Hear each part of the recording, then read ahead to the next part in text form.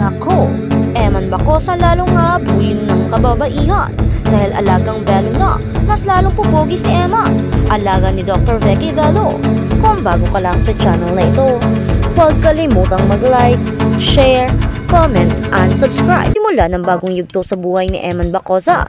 Eman Bacosa na dati kilala sa simpleng routine sa pangangalaga ng sarili gamit ang sabon, ay kasalukuyang nakakaranas ng malaking pagbabago sa kanyang buhay at karera. Sa tulong ng kilalang dermatologist at celebrity doctor na si Dr. Vicky Bello, ang kanyang kutis at overall na itsura ay mas pinaganda at pinatatag na nagbukas ng mas maraming oportunidad sa mundo ng showbiz.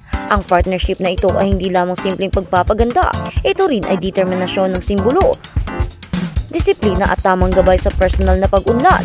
Sa isang viral na video na mabilis kumalat sa social media, makikita sa Eman na tinuturoan ni Dr. Bello kung paano alagaan ang kanyang balat at katawan para mapanatili ang kabataan at kaakit-akit na itsura. Ayon sa dalubhasa, ang ganitong pangangalaga ay hindi lamang para sa pisikal na anyo, kundi para rin sa profesional na imahe ng isang artista, lalo na sa showbiz kung saan mahalaga ang first impression at overall presentation. Mula sa simplicity hanggang sa professional care, noong nakaraan ang sekreto ni Eman sa pagpupugi ay simpleng sabon lamang. Ngunit ngayon, sa pamamagitan ng professional guidance ni Dr. Bello, ang kanyang itsura ay nagkaroon ng bagong dimension. Ang proseso ay hindi lamang tungkol sa kagupuan, kundi sa pagtuturo ng self-care, confidence at professionalism. Ang kanyang journey ay nagbigay aral na ang tamang pag-aalaga sa sarili ay maaaring magbukas ng maraming pintuan sa personal at professional na buhay. Ang GMA management ay nagkumpirma rin sa kapuso na si Eman, kaya hindi nakapagtataka na tuloy-tuloy na ang kanyang mga guest appearances sa telebisyon. Ang kanyang dedikasyon, pagiging humble at magandang asal ay nagbigay daan upang maging inspirasyon siya sa mga kabataan at kababaihan na nagnanais ding magtagumpay sa buhay at showbiz. Pagbukas ng mas malaking oportunidad. Bukod sa pagpapaganda, ang partnership na ito ay nagbigay din ng mas malaking oportunidad para kay Eman sa endorsement deals at commercial projects. Dahil sa kanyang bagong imahe at kapuso status, posibleng makipag-collaborate ang binata sa malaking kumpanya na gustong ipakita ang kanilang produkto sa pamamagitan ng kanyang positive image. Mararami rin ang naniniwala na ang kanyang pagiging humble at mabuting anak ay isa sa mga dahilan kung bakit madali siyang nagiging kaakit-akit sa mga kumpanya at audience.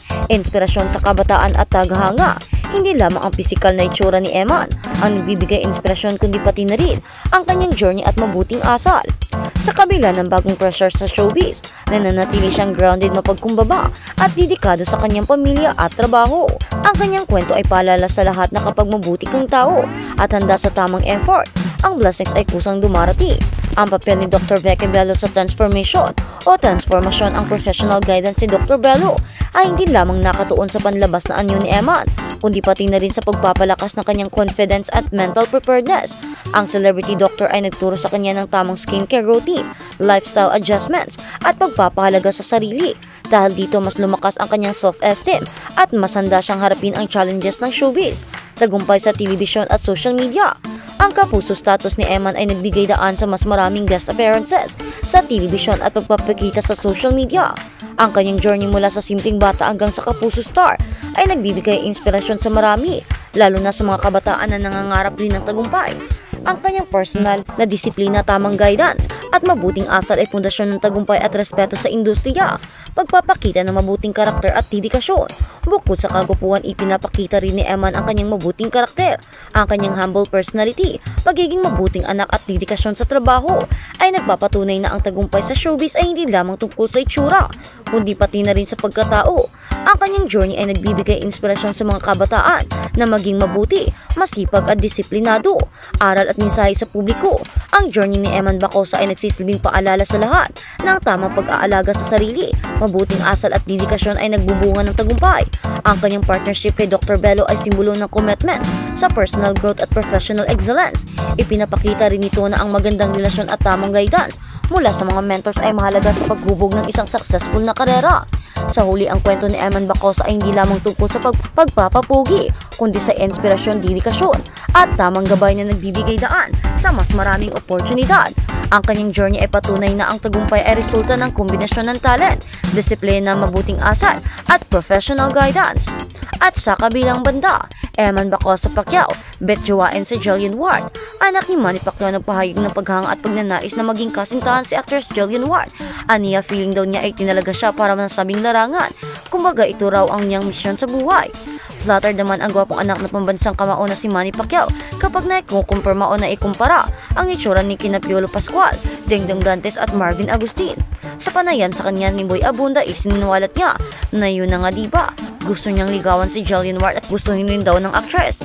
Ipinagdadarasal daw niya na sana ay Jillian Ward. Hirit pa daw niya ipinagdasal din niya ang mga babaeng nagpaparamdam sa kanya sa naturang tsikahan. Ibinahagi rin niya na nakatatlong girlfriend na siya kasama na raw ang iyong flings o short-lived relationships.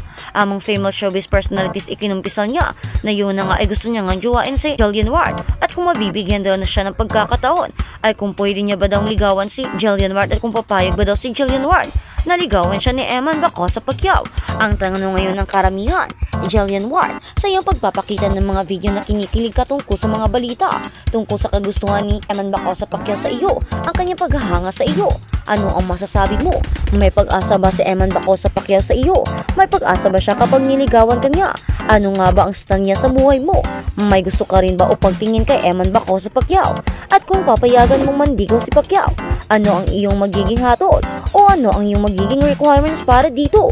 At kung ano ang magugustuhan mo ay sana bigyan mo ng pagkakataon si Eman Bacosa Pacquiao na mandigaw sa iyo at iparamdam sa iyo ang tunay niyang hangarin at pag-aangat at pagmamahal sa iyo o paghanga sa iyo. Kaya naman Eman Bacosa Pacquiao, gumalaw-galaw ka na at baka ano pat maunahan ka pa ng iba. Kaya naman, marami din ang nagulat kay Joanna dahil maganda at maputi sa personal ang ina ni Iman, isa ng pastora sa kanilang bayan sa North Cotabato. Hindi nakapagtataka ang angking kagandahan ni Joanna dahil half Japanese siya, Hapon ang kanyang ama at Yamamoto ang family surname niya. Sinabi ni Joanna sa cabinet files na lubos ang kanilang pasasalamat sa Panginoong Diyos dahil hindi nila inaasahang darating ang araw na magiging popular sa Eman. Nasaksihan ng cabinet files ang pagiging malambing at mapagmahal sa anak ni Eman. Nakita namin ang pagyakap at paghalik niya kay Joanna nang matapos ang panayam sa kanya ni Boy Abunda. Sa Merkules ng November 19, nakatakdang makipagkita sa Eman at ang kanyang pamilya kay Dr. Vicky Bello pagkatapos ng formal na contract signing niya sa Sparkle Jimmy Artist Center. Sinasabi ni Dr. Vicky Bello sa cabinet files na i-interviewin niya sa Eman para sa kanyang YouTube channel. Ipararanas din daw niya sa 21-year-old vaccine session ang Bello Skincare at pupunta siya sa mall para sa isang shopping experience. Kaya naman, ang balitang ito ay magiging maganda dahil sa Eman Bacosa Pacquiao ay talagang pinapahalagahan at minamahal na talaga ng karamihan. At kasama na dito sina Dr. Vicky Bello, sina Jillian Ward at marami pang iba at ang Jamie Sparkle Artist. Ano nga ba ang patutunguhan at ano nga ba ang mga susunod na ganap? Buhay ni Eman Bacosa, babalik na ba siya sa pagbaboxing o pagpapatuloy niya ang Jamie Sparkle Artist? Sasali nga ba siya sa mga pagdadrama o mga television at mga endorsement or projects?